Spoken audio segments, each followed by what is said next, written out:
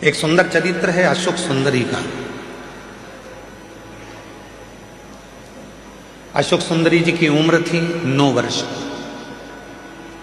भगवान शंकर मां पार्वती की सुपुत्री अशोक सुंदरी 9 वर्ष की थी।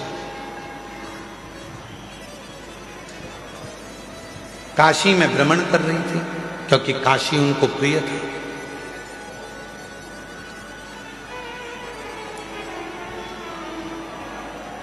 अशोक सुंदरी जी को काशी बड़ा प्रिय था। काशी में रह रही थी, काशी में भ्रमण कर रही थी और भ्रमण करते करते काशी की धरा पर अशोक सुंदरी एक दिन बाबा विश्वनाथ जी के पास में पहुंच गई, अपने पिताजी के पास। जब जाकर देखा तो पिताजी तो तप साधना में लीन थे। अशोक सुंदरी ने देखा कि पिताजी तो तप साधना में लीन है, अब मैं किसके पास जाऊं। तो अशोक सुंदरी फिर दौड़ लगाई, अपनी मां को खोजने लगी, माता पार्वती। उस समय पर मां जगतजननी जगदम्बा अंबा माता पार्वती मैया असुरों का संहार करने के लिए गई थी। मां जगतजननी को ढूंढ, पार्वती जी मिलती नहीं। अशोक सुंदरी आखिरी में ढूंढते ढूंढते श्री गणेश जी महाराज के पास में गई, गणेश जी भी नहीं मिले। षडानंद कार्तिकेय जी के पास गई, षडानंद कार्तिकेय भी नहीं मिले।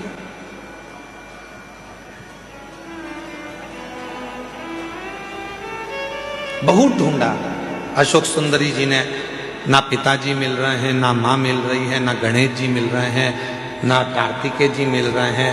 आखिरी में अशोक सुंदरी एक स्थान पर एक वृक्ष के नीचे बैठ गई, मौन होकर। और जो बात हमने आपसे पहले भी कही, आज फिर कहते हैं, जब तुम्हारे मन में अशांति उत्पन्न हो, जब तुम्हारे मन के अंदर बहुत ज्यादा टेंशन हो, अशांति हो, चिंता हो, डिप्रेशन हो, कहीं मत जाओ।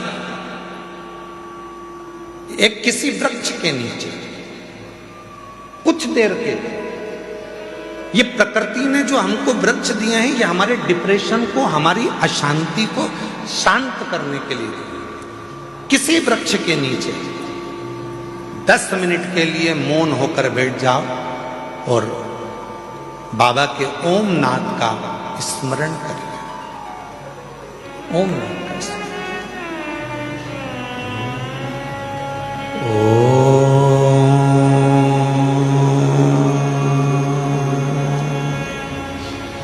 जब हम ओम नाद का स्मरण करते हैं किसी वृक्ष के नीचे बैठकर, तो प्रकृति के देव भगवान देव अधिदेव महादेव हमारे ऊपर दृष्टि देते हैं, हमें देखते हैं।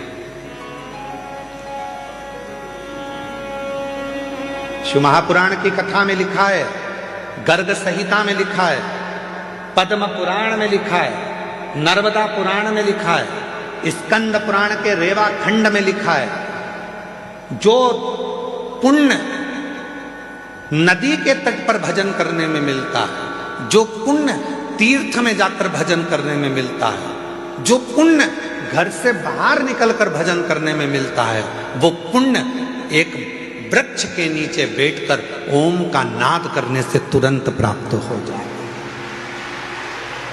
वो पुण्य प्राप्त हो।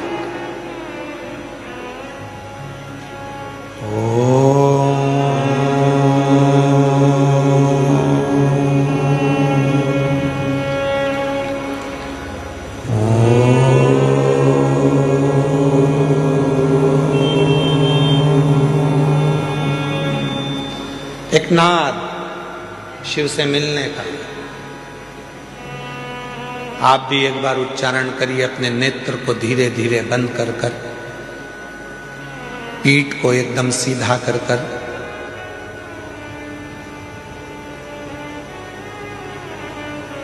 दोनों भुकुटियों का स्मरण मध्य बिंदु में कर कर इस ओम को लंबी गूंज के साथ अपने मुख से उच्चारण करिए।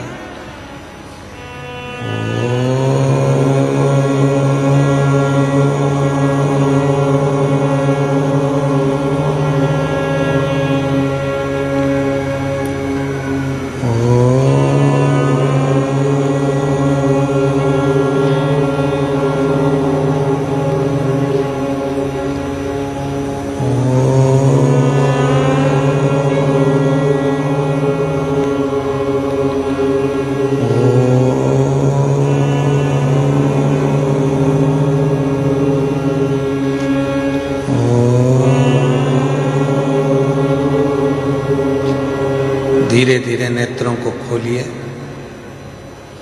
स्मरण करिए देवाधिदेव महादेव के किसी वृक्ष के नीचे बैठकर शिव हमको देख रहे हैं और हम उस शिव को महसूस कर रहे हैं। ऐसा लग रहा है कि हमारे पास में हमारा देव अधिदेव महादेव कुबेर भंडारी स्वयं आकर खड़ा हुआ है। वो नाद है, वो अशोक सुंदरी ने ओम का उच्चारण करा, अशोक सुंदरी ने नाद किया ओम का। शिव पुराण की विद्येश्वर संहिता कहती है, स्कंद पुराण का रेवा खंड कहता है, किसी वृक्ष के नीचे बैठकर जब हम लंबी श्वास लेकर ओम का उच्चारण करते हैं तो महादेव हमको देखते जरूर हैं। और वही हुआ, जैसे ही अशोक सुंदरी ने काशी में बैठकर ओम नाद करना प्रारंभ करा, शिव जी की दृष्टि पड़ी तो इतने में भगवान शंकर तो तप में लीन थे और अशोक सुंदरी उनको महसूस कर रही है कि मेरे पिता है।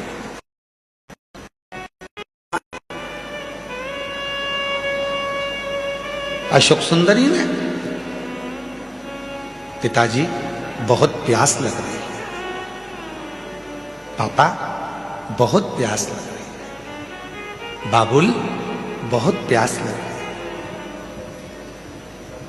जिंदगी में यदि किसी बाप बेटी का प्रेम देखना है, जीवन में किसी पिता और पुत्री का प्रेम देखना है तो दो जगह पर देखिएगा। एक देखिए देवाधिदेव महादेव और अशोक सुंदरी का प्रेम, और दूसरा देखिए नरसिंह मेहता और नानी भाई का प्रेम।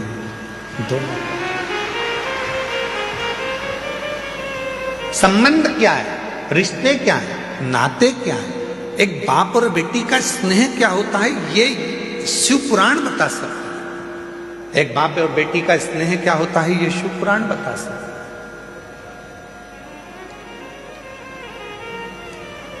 पिताजी मुझे बहुत प्यास लग रही है, बहुत प्यास लग रही है। पिताजी तो तप में लीन थे, कुछ बोले नहीं है, बस प्रकट हो गए, बोले कुछ नहीं, केवल प्रकट हुए। बहुत तेज प्यास लग रही है पिताजी। पिताजी कुछ नहीं बोले। थोड़ी देर बाद अशोक सुंदरी ने देखा कि मेरे पिताजी की जटा में से टप टप टप टप करते हुए जल बह रहा था।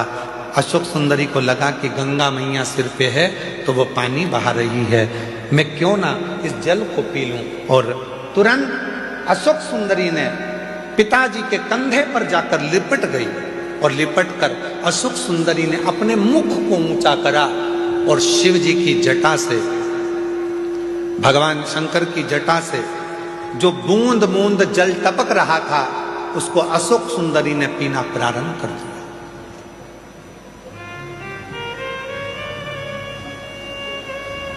तीन बूंद मुख में गई, चौथी बूंद मुख में गई, पांचवी बूंद मुख में गई, छठी बूंद मुख में गई और सातवीं बूंद जैसे ही मुख में जा रही थी, इतने में मां जगत जननी जगदम्बा अम्बा दौड़कर सिंह पर चढ़कर अपनी बेटी के पास दौड़कर आ रही थी।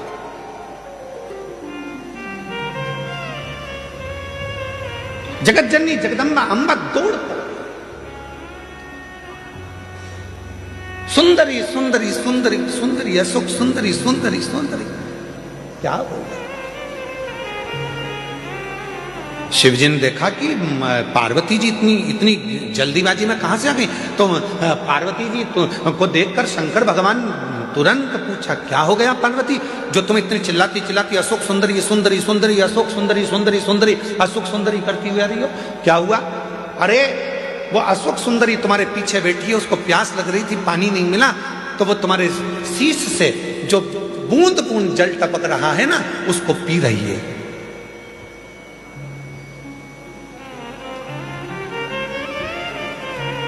पार्वती जी बोली, वो बूंद बूंद जल को पी रही है। शिवजी बोले, तो गंगा ने तो जल नहीं टपकाया, गंगा ने तो एक बूंद जल नीचे नहीं गिराया।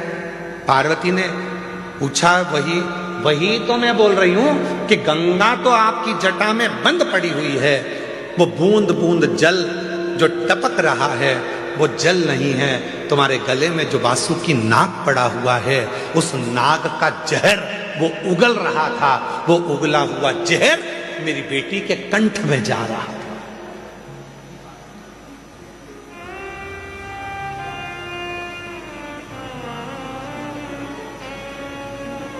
वो वासुकी नाग का उगला हुआ जहर मेरी बेटी के कंठ में जा रहा है।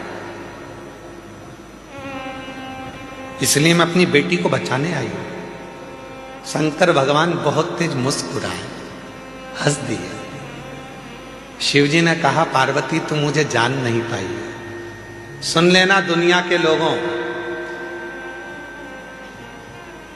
जो शिवजी पे चढ़े हुए जल का पानी पीने के लिए मना करते हैं, जल पीने का मना करते हैं, उनके लिए कथा प्रेरणा है। लोग कहते हैं शिवजी पे चढ़ा हुआ जल नहीं पीना चाहिए, वो कथा को ध्यान से सुनना। आज रुद्राक्ष महोत्सव 2026 के प्रथम दिवस की कथा को अपने चित्त में बिठाना। शिवजी हंसे, पार्वती से कहा, पार्वती तू मुझे अभी तक समझ नहीं पाई है। पार्वती ने पूछा, क्यों?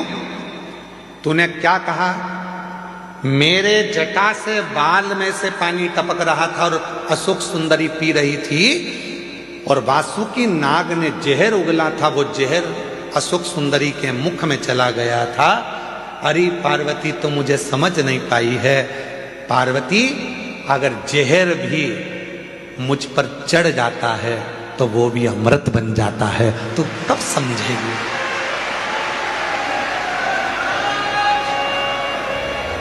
दुनिया के लोग कहते हैं शिव जी पे चढ़ा हुआ जल नहीं पीना चाहिए। उनके लिए यह अशोक सुंदरी और काशी का संवाद कहता है कि शंकर भगवान के जटा में गले पर कालिया विष अपना, वासुकी नाग अपना विष उगल रहा था, और वो विष जटा में से टपक रहा था, जिनको अशोक सुंदरी ने पी लिया था। पार्वती तू मुझे समझी नहीं है। पार्वती, एक बेलपत्र मुझ पर चढ़ती है तो वो औषधि बन जाती है, एक दुर्वा मुझ पर चढ़ती है तो वो औषधि बन जाती है, एक बेर मुझ पर चढ़ता है तो औषधि बन जाती है, एक चावल का दाना मुझ पर चढ़ता है धान्य, वो औषधि बन जाती है।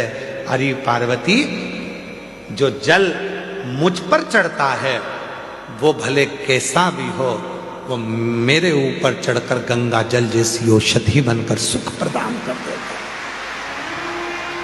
औषधि देता है।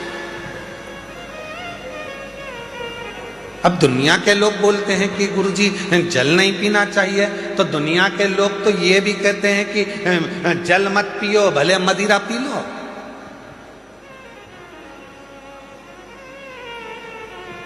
दुनिया के लोग तो बड़े बड़े अच्छे अच्छे हीरो भी गुटखे का प्रचार कर रहे हैं, खा लो गुटखा।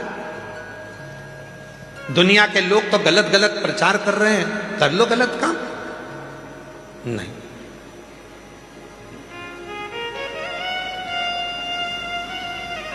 शिव कथा कर रही है। भगवान देवाधिदेव महादेव पर, हम तो यहां तक कहेंगे, डबरा की कथा में कहा था, आज फिर कह रहे हैं। 3 दिवसीय डबरा की कथा में कहा था, यदि तुम्हारे पास में देने के लिए शिव जी के कुछ भी नहीं है, कुछ भी तुम्हारे पास में नहीं है मेरी जीजियों, मेरे जीजाओं, मेरी बेटियों, मेरे बेटाओं, क्योंकि भगवान शंकर प्रकृति के देवता हैं। शिव जी को ना तुम्हारा धन चाहिए, ना वैभव चाहिए, ना दौलत चाहिए, ना तुम्हारी सत्ता चाहिए। शंकर भगवान को देने के लिए कुछ भी नहीं है, तो बस उसको दर्शन कर लो, नेत्रों से निहार लो, उस शिवलिंग का दर्शन करो, वो तुमको सुख देगा, सुख